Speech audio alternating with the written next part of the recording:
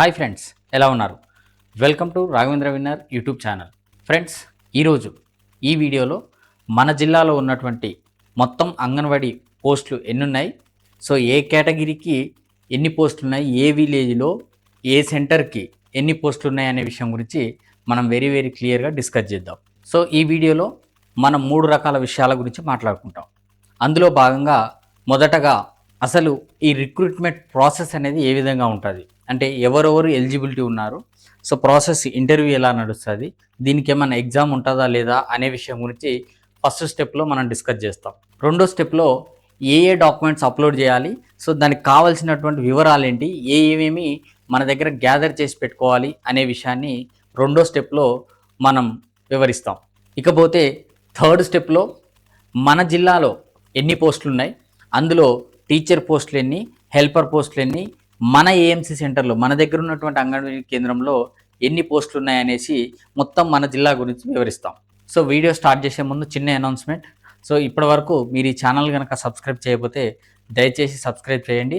అదేవిధంగా మీ జిల్లాకు సంబంధించినటువంటి ఇన్ఫర్మేషన్ కావాలంటే కింద మీ యొక్క జిల్లా యొక్క పేరు అనేది టైప్ చేయండి. డెఫినెట్గా మీ నోటిఫికేషన్కి సంబంధించిన దాన్ని వీడియో చేయడానికి ప్రయత్నం అనేది చేస్తాను. ఈ నోటిఫికేషన్ అనేది కంప్లీట్ రిజర్వేషన్ బేస్ మీద నడుస్తూ ఉంటుంది. సో అంటే ఒక పోస్ట్, ఒక ఏఎంసీ సెంటర్లో ఏ రిజర్వేషన్కి అయితే ఒక పోస్ట్ కేటాయించారో డెఫినెట్గా ఆ ప్లేస్లో ఆ రిజర్వేషన్కి సంబంధించిన క్యాండిడేట్ని మాత్రమే ఫిల్ చేస్తారు. అంతేకాని ఒక ఎస్సీ క్యాండిడేట్కి కేటాయించినటువంటి సీట్లో ఒక ఓసీ క్యాండిడేట్నో లేకపోతే ఒక బీసీ క్యాండిడేట్నో ఫిల్ చేయరు. సో ఒకవేళ ఒక ఊరిలో ఎస్సీకి సంబంధించినటువంటి టీచర్ పోస్టో లేకపోతే హెల్పర్ పోస్టో ఖాళీగా ఉన్నప్పుడు అక్కడ ఎస్సీకి సంబంధించిన ఆ వ్యక్తి లేని పక్షంలో వేరొక వ్యక్తితోటి ఫిల్ చేయరు. ఎవరో ఒక ఎస్సీ వ్యక్తి అక్కడ రిజర్వ్ అయినప్పుడు మాత్రమే చేస్తారు. మరి కొత్తగా ఆ ఊరికి ఎస్సీ వ్యక్తి ఎక్కడ వస్తాడు అంటే, సో ఆ ఊళ్ళో ఎవరో ఒకతను మ్యారేజ్ చేసుకున్నప్పుడు కానీ, లేకపోతే కొత్తగా 18 ఇయర్స్ కంప్లీట్ అయినటువంటి ఒక ఎస్సీ క్యాండిడేట్ ఎవరో ఇంటర్మీడియట్ క్యాండిడేట్ ఉన్నప్పుడు కానీ దాన్ని ఫిల్ చేస్తారు. అప్పటిదాకా ఆ పోస్ట్ని అలానే ఉంచుతారు. సో ఇందులో దివ్యాంగులకు కూడా అవకాశం అనేది ఇవ్వడం జరిగింది.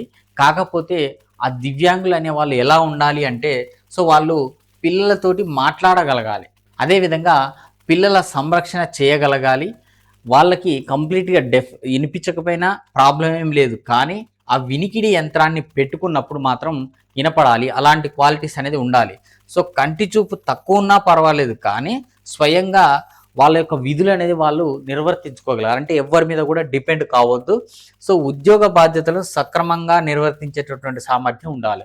సో ఇలాంటి వ్యక్తులు వీళ్ళు దీనికి ఎలిజిబిలిటీ ఉన్నారు. ఇకపోతే ఎంపిక విధానం ఎలా ఉంటుంది అంటే, ఇంటర్మీడియట్లో మీకు వచ్చినటువంటి మార్క్స్ ఏవైతే ఉన్నాయో ఆ మార్క్స్ మొత్తాన్ని కూడా 70% కింద కన్వర్షన్ చేస్తారు. అంటే అవుట్ ఆఫ్ 70కి కన్వర్షన్ చేసి పర్సంటేజ్ రూపంలో తీస్తారు.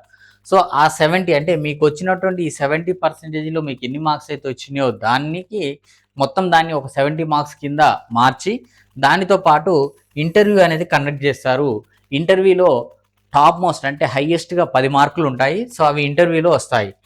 వీటితో పాటు ఎవరైతే వితంతువులు ఉంటారో వాళ్ళకి ఎడిషనల్గా ఒక 5 మార్క్స్ అనేది యాడ్ చేయడం జరుగుతుంది. అనాథలకి 10 మార్క్స్ యాడ్ చేయడం జరుగుతుంది.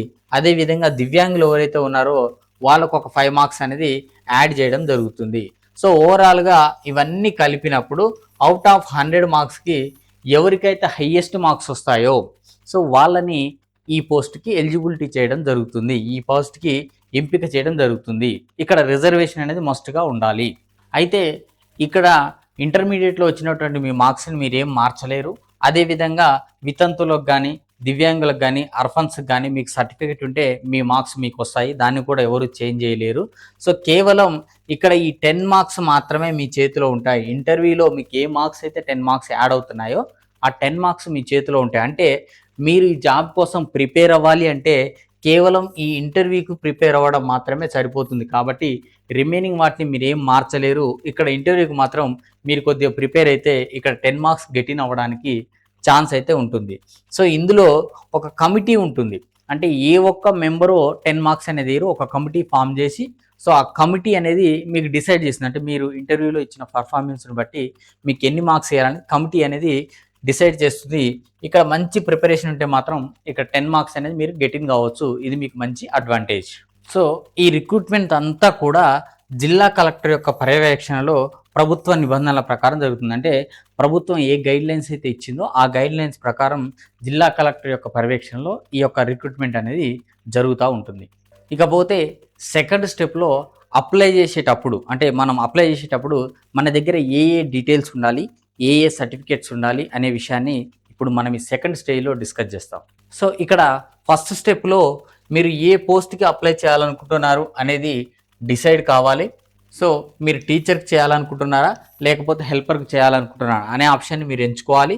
దాంతోపాటు మీ జిల్లాని మీరు ఎంచుకోవాల్సి ఉంటుంది. తర్వాత మీ ప్రాజెక్ట్ని, ఐసిడిసిఐ ప్రాజెక్ట్ని కూడా మీరు ఎంచుకోవాల్సి ఉంటుంది. దాని తర్వాత మీ యొక్క అంగన్వాడీ కేంద్రాన్ని ఎంచుకోవాల్సి ఉంటుంది. సెకండ్ స్టేజ్లో మీ యొక్క పూర్తి పేరును ఎంటర్ చేయాలి. అదేవిధంగా మీ తండ్రి పేరు, సో మీకు గనక మ్యారేజ్ అయితే మీ యొక్క భర్త పేరు, అంటే అది వర్తిస్తేనే రాయండి, లేకపోతే అవసరం లేదు. మీ యొక్క ఆధార్ నెంబరు, మొబైల్ నెంబర్, చిరునామా, మీ యొక్క విలేజ్ అండ్ వార్డు, సో ఈ డీటెయిల్స్ని మీరు ఎంటర్ చేయాల్సి ఉంటుంది. ఈ మొత్తం డీటెయిల్స్ కూడా 10th క్లాస్ సర్టిఫికేట్స్లో ఏ విధంగా అయితే ఉన్నాయో మక్కి అలానే రాయండి. ఏ విధమైన మిస్టేక్స్ అనేది రాయమాకండి. సో నెక్స్ట్ పోతే మీ యొక్క క్యాస్ట్, సో క్యాస్ట్ని మీరు సెలెక్ట్ చేసుకోవాల్సి ఉంటుంది. మీరు మైనారిటీయా లేకపోతే మెజారిటీయా, సో మైనారిటీ అయితే ఎస్ అని పెట్టండి, లేకపోతే నో అనే ఆప్షన్ని మీరు టిక్ చేయాల్సి ఉంటుంది. ఇకపోతే క్వాలిఫికేషన్ విషయానికి వస్తే 10th క్లాస్ అనే క్వాలిఫికేషన్ని మెన్షన్ చేశారు. సో ఈ 10th క్లాస్ అనే క్వాలిఫికేషను హెల్పర్కి ఇవ్వడం జరిగింది. సో హెల్పర్కి 10th క్లాస్ క్వాలిఫికేషన్ ఉన్నది. అదేవిధంగా టీచర్కి ఇంటర్మీడియట్ క్వాలిఫికేషన్ ఉన్నది. అయితే ఎవరైతే హెల్పర్కి అప్లై చేశారో 10th క్వాలిఫికేషన్ మీద, అదేవిధంగా ఇంటర్ అనే వ్యక్తి కూడా హెల్పర్కి అప్లై చేస్తే ఇంటర్ అనే వ్యక్తికే ఆ హెల్పర్ అనే ఉద్యోగం ఇస్తారు. సో కాబట్టి అంటే ఇంటర్మీడియట్ హెల్పర్కి అప్లై చేసిన అభ్యర్థుల్లో ఇంటర్మీడియట్ అభ్యర్థులు ఎవరు లేకపోతే, ఆ రిజర్వేషన్కి సంబంధించి ఆ క్యాస్ట్కి సంబంధించి ఇంటర్మీడియట్ అనే అభ్యర్థి ఎవరు లేకపోతే అదే క్యాస్ట్లో మరొక అభ్యర్థి 10th క్లాస్ అభ్యర్థి ఉన్నప్పుడు అప్పుడు 10th క్లాస్ అభ్యర్థికి ప్రిఫరెన్స్ ఇస్తారు తప్పితే, సో ఫస్ట్ ఫేజ్లోనే 10th క్లాస్ అభ్యర్థికి ప్రిఫరెన్స్ అనేది ఇవ్వరు, ఏది హెల్పర్కి. సో టీచర్కి మాత్రం ఖచ్చితంగా ఇంటర్మీడియట్ అనేది ఉండాల్సిందే. సో ఇక్కడ వచ్చేసి ఈ క్వాలిఫికేషన్లో సో మార్కులు ఉన్నా పర్వాలేదు, జీపీఏ ఉన్నా పర్వాలేదు, వీళ్ళు రెగ్యులర్ అయినా పర్వాలేదు, ఓపెన్లో చేసినా పర్వాలేదు. సో కొంతమంది ఓపెన్ 10th ఓపెన్ ఇంటర్ ఉంటారు, సో వాళ్ళైనా దీనికి ఎలిజిబిలిటీ ఉన్నారు. సో జీపీఏ ఉన్నా పర్వాలేదు, మార్క్స్ ఉన్నా పర్వాలేదు. ఓవరాల్గా వీటిని మనం ఇంతకుముందు మాట్లాడుకున్నట్టుగా 70%లోకి, అంటే అవుట్ ఆఫ్ 70 కింద కన్వర్షన్ చేసి సో దాని అవుట్ ఆఫ్ 100కి తీయడం జరుగుతుంది. ఇక్కడ ఏ సంవత్సరంలో పాస్ అయ్యారనే విషయాన్ని మనం మెన్షన్ చేయాలి. అదేవిధంగా మన యొక్క పుట్టిన తేదీని 10th క్లాస్ మెమోలో ఏ విధంగా అయితే ఉందో ఆ విధంగా మనం మెన్షన్ చేయాలి. వన్స్ మీరు పుట్టిన తేదీ అనేది అక్కడ సెలెక్ట్ చేశాక మీ యొక్క ఏజ్ అనేది ఆటోమేటిక్గా రిఫ్లెక్ట్ అవుతుంది. స్పెషల్గా మీరు ఏజ్ అనేది మెన్షన్ చేయాల్సినటువంటి అవసరం లేదు. ఇక్కడ వచ్చేసి క్వాలిఫికేషన్ వచ్చేసి 18 నుంచి 35 సంవత్సరాలు ఏజ్ లిమిట్ అనేది ఇవ్వడం జరిగింది. సో ఏజ్ లిమిట్ అనేది 18 నుంచి 35 సంవత్సరాలు ఇవ్వడం జరిగింది. ఇక్కడ మీరు పుట్టిన తేదీ ఎంటర్ చేయగానే మీ యొక్క ఏజీ 34 years 11 months అని ఉందనుకోండి, సో మీరు దీనికి ఎలిజిబిలిటీ అన్నట్టే దాని అర్థం. అంటే అప్ టు 35 years దాకా కూడా ఎలిజిబిలిటీ ఉంది. సో దీనితో పాటు ఇంక అడిషనల్గా ఏమన్నాడంటే ప్రభుత్వ నిబంధనల ప్రకారం ఏజ్ రిలాక్సేషన్ అనేది ఇవ్వడం జరుగుతుందని చెప్పాడు. సో కానీ దానికి సంబంధించి స్పెషల్గా ఏం చెప్పలేదు. ఇది మాత్రం ఫిక్స్, అంటే 35 years వరకు ఉన్న వాళ్ళు ప్రతి ఒక్కరు కూడా దీన్ని అయితే అప్లై చేసుకోవచ్చు. 35 above ఉన్న వాళ్ళు మీ యొక్క రిజర్వేషన్ బట్టి అప్లై చేయండి. ఇకపోతే ఇంటర్మీడియట్, సో ఇంటర్మీడియట్ కూడా మీరు ఓపెన్ చేసినా పర్వాలేదు, రెగ్యులర్ చేసినా పర్వాలేదు, ఏదైనా కానీ యాక్సెప్టెడే, రెండు కూడా ఈక్వల్. ఓపెన్ ఇంటర్ అయినా పర్వాలేదు, రెగ్యులర్ ఇంటర్ అయినా పర్వాలేదు. సో మీరు ఏ సంవత్సరంలో పాస్డ్ అవుట్ అయ్యారు అనే విషయాన్ని అక్కడ మెన్షన్ చేయాలి. దానితో పాటు మీకు ఇంటర్లో వచ్చినటువంటి మార్క్స్ను కూడా మీరు మెన్షన్ చేయాల్సి ఉంటుంది. ఇంకా దీంతో పాటు హైయెస్ట్ క్వాలిఫికేషన్, సపోజ్ మీరు పీజీ చేశారనుకోండి, సో పీజీ చేస్తే మీ అత్యున్నత క్వాలిఫికేషన్ అనేది పీజీ అవుతుంది కాబట్టి పీజీ అనే ఆప్షన్ కూడా మీరు ఇక్కడ మెన్షన్ చేయొచ్చు. దాంతోపాటు మీరు ఏ సంవత్సరంలో పాస్ అయ్యారనే విషయాన్ని కూడా ఇక్కడ మెన్షన్ చేయాల్సి ఉంటుంది, మీరు గుర్తించాల్సి ఉంటుంది. ఇక్కడ మనం అప్లోడ్ చేయాల్సినటువంటి డాక్యుమెంట్స్ ఏమున్నాయంటే ఫస్ట్ రెసిడెన్స్ సర్టిఫికేట్ అనేది మనం అప్లోడ్ చేయాలి. అంటే నివాస ధృవీకరణ పత్రం అనేది అప్లోడ్ చేయాలి. ఎందుకంటే ఇవన్నీ కూడా లోకల్ బేస్డ్ ఉద్యోగాలు కాబట్టి నువ్వు స్పెసిఫైడ్ ఆ సెంటర్కి సంబంధించిన వ్యక్తివా కాదా, ఆ ప్రాంతంలో నువ్వు నివాసం ఉంటున్నావా లేదా తెలవాలి అంటే ఈ సర్టిఫికేట్ ఉండాలి. కాబట్టి ఈ సర్టిఫికేట్ అనేది కంపల్సరిగా మీరు అప్లోడ్ చేయాల్సి ఉంటుంది. మొత్తం మీద రిజర్వేషన్ బేస్ మీదనే ఇవన్నీ కూడా ఫిల్ అవుతున్నాయి కాబట్టి ఎక్కడ ఏ పర్సన్కి రిజర్వ్ చేసిందో ఆ పర్సన్కి ఇవ్వడం జరుగుతుంది. కాబట్టి సో క్యాస్ట్ అనేది కూడా కంపల్సరిగా మీరు అప్లోడ్ చేయాల్సి ఉంటుంది. సో దానితో పాటు హెల్పర్కి 10th క్లాస్ ఉంది. సో టీచర్కి ఇంటర్మీడియట్ ఉంది. సో ఇంటర్మీడియట్కి అప్లై చేసినటువంటి వ్యక్తి అంటే ఒక హెల్పర్ ఇంటర్మీడియట్ క్యాండిడేట్ కనుక అయ్యి ఉంటే 10th క్లాస్ కంటే కూడా ఇంటర్మీడియట్కి ఎక్కువ అవకాశం ఇవ్వడానికి ఆస్కారం ఉంది. కాబట్టి ఈ రెండు కూడా మ్యాండేటరీగా అప్లోడ్ చేయాల్సి ఉంటుంది. సో దీనితో పాటు మీ యొక్క అత్యున్నత విద్యా అర్హత, సో హైయెస్ట్ క్వాలిఫికేషన్ ఏదైతే మీరు పెట్టారో ఆ సర్టిఫికేట్ కూడా మీరు అక్కడ అప్లోడ్ చేయాల్సి ఉంటుంది. దీనితో పాటు ఎడిషనల్గా కొంతమంది వితంతువులు ఉంటారు, అదేవిధంగా అనాథలు ఉంటారు, సో దివ్యాంగులు ఉంటారు, మాజీ సైనికులు ఉంటారు, క్రీడాకారులు స్పోర్ట్స్ పర్సన్స్ ఉంటారు, ఈడబ్ల్యూఎస్ ఉంటారు. సో వీళ్ళు కనుక ఉంటే వీళ్ళు ఒకవేళ వితంతులు కానీ అనాథలు కానీ దివ్యాంగులు కానీ మాజీ సైనికులైనా క్రీడా స్పోర్ట్స్ పర్సన్స్ అయినా ఎకనామికలీ వీకర్ సెక్షన్స్ అయినా సో వీళ్ళందరూ కనుక ఆప్షన్ ఎంచుకున్నప్పుడు డెఫినెట్గా దానికి సంబంధించిన సర్టిఫికేట్స్ అనేది అప్లోడ్ చేయాల్సి ఉంటుంది. ఇంతకుముందు మనం డిస్కస్ చేసిన ప్రతి ఒక్క సర్టిఫికేట్ కూడా అప్లోడ్ చేయాలి అంటే అది 100 KB లోపల మాత్రమే ఉండాలి. దాని యొక్క సైజ్ అనేది 100 KB మించితే అది అప్లోడ్ అవ్వదు, తీసుకోదు కూడా. సో కాబట్టి మీరు అప్లోడ్ చేసేటప్పుడు 100 KB బిలో ఉండేటట్టు చూసుకోండి. ప్రతి ఒక్క వివరం కూడా 10th క్లాస్ మెమోలో 10th క్లాస్ సర్టిఫికేట్స్లో ఏ విధంగా మీ పేర్లు ఉన్నాయో, ఏ విధంగా మీ సన్ ఆఫ్లు ఉన్నాయో ప్రతి సర్టిఫికేట్లు కూడా అదే విధంగా ఉండేటప్పుడు చూసుకోండి. సో దాంతోపాటు మీరు ఎంటర్ చేసేటప్పుడు కూడా 1కి 2 సార్లు చూసి ఎంటర్ చేయండి. సో మొత్తం మీరు ఫామ్ అంతా కూడా ఫిల్ చేశాక కింద ప్రివ్యూ అనే ఆప్షన్ ఉంటుంది, సబ్మిట్ అనే ఆప్షన్ ఉంటుంది. సబ్మిట్ అనే ఆప్షన్ కొట్టడానికంటే ముందు ప్రివ్యూ అనే ఆప్షన్ని కొట్టి 1కి 2-3 సార్లు చెక్ చేసుకున్నాక సబ్మిట్ కొట్టండి. సో వీటికి సంబంధించి దాదాపుగా అన్ని జిల్లాల్లో కూడా ఆన్లైన్ అప్లికేషన్స్ మాత్రమే తీసుకుంటున్నారు. సో కాబట్టి మీరు ఆన్లైన్లోనే అప్లై చేసుకోండి. అప్లై చేసుకునేటప్పుడు కూడా ఏ అప్లికేషన్ కూడా మీరు చివరి డేట్ దాకా ఉండమాకండి. చివరి డేట్ దాకా ఉంటే లాస్ట్ రోజు ఏమవుతుందంటే ఆ సర్వర్ అనేది డౌన్ అవుతుంది, సైట్ అనేది ఓపెన్ కాదు. సో ఆ రోజు మీరు ఇబ్బంది పడాల్సి ఉంటుంది. కాబట్టి ముందుగానే బిఫోర్ లాస్ట్ డేట్ అయిపోవడానికంటే ముందుగానే మీరు అప్లై చేసుకోవడానికి ప్రయత్నం అనేది చేయండి. ఒకసారి ఆన్లైన్ ప్రాసెస్ అంతా అయిపోయినాక సో మీరు ఏ సర్టిఫికేట్స్ అయితే అప్లోడ్ చేశారో ఆ సర్టిఫికేట్స్ని మీ యొక్క ఐసిడిఎస్ కేంద్రాల్లో ఒక సెట్ అటెస్టేషన్ చేసినటువంటి సెట్ అనేది అక్కడ ఇవ్వాలి. సో అవి ఏంటంటే పరిశీలన కోసం, అంటే మీరు చేసింది అవి జెన్యూనా కాదా అనేసి మీ సర్టిఫికేట్స్ అనేది పరిశీలించడం కోసం వాటిని తీసుకెళ్తూ ఉంటుంది. సో వాటితో పాటు ఒక ఒరిజినల్ సెట్ కూడా తీసుకెళ్ళండి. ఎక్స్ట్రా ఒక అడ్వాన్స్గా ఒక జిరాక్స్ సెట్ కూడా మీ దగ్గర ఉంచుకోండి. సో ఇకపోతే మన జిల్లా జోగులాంబ గద్వాల్. సో జోగులాంబ గద్వాల్కి సంబంధించి మొత్తం 73 పోస్టులకు గాను వేకెన్సీ అనేది రిలీజ్ చేయడం జరిగింది. ఆల్రెడీ ఇవి ఆన్లైన్లో అప్లికేషన్స్ అనేది కూడా తీసుకుంటా ఉంది.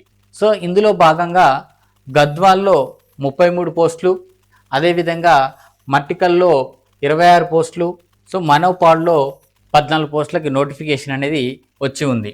సో దీనికి సంబంధించి 29/6 నుంచి ఆన్లైన్లో అప్లికేషన్స్ తీసుకుంటా ఉన్నారు. సో చివరి తేదీ వచ్చేసి 8వ తారీఖు 7వ నెల సాయంత్రం 5 గంటల వరకు సైట్ ఓపెన్లో ఉంటుంది. సో 5 గంటల తర్వాత సైట్ అనేది క్లోజ్ అవుతుంది. చివరి తేదీ దాకా ఎట్టి పరిస్థితుల్లో ఉండవాకండి. సో ముందుగానే మీరు అప్లై చేసుకోండి. ఇకపోతే 73 పోస్టులకు సంబంధించి సో ఏ అంగన్వాడీ సెంటర్లో వేకెన్సీస్ ఉన్నాయి, ఏ రిజర్వేషన్ అనేది ఒకసారి మనం చూద్దాం.